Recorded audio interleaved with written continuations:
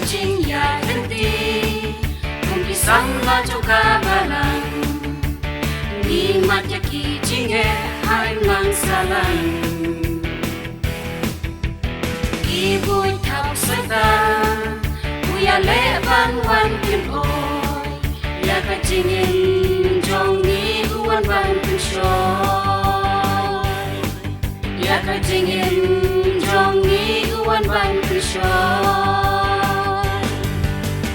Bicarai ka ya labe hakine kisi kadu ban yeng yale ya kibun soita to bicarai ka ya labe kakanin haka putei ban sei di soba phala jingim nitei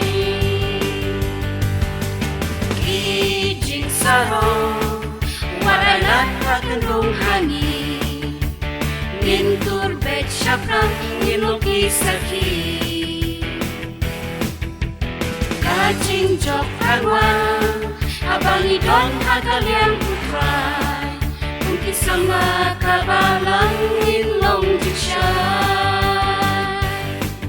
Mungkin sama kabalang Ninlong jikshay Bicarai ka ya lade hakine kisi kadu ban yeng yale ya kibun soita bicarai ka ya lade kakanin haka putei ban sei ki soba phala jingim nitei bicarai ka ya lade Hakine kisi kadu ban yeng yale ya kibun soita to bicarai ka ya lade kakanin haka putei ban sei ki soba phala jingim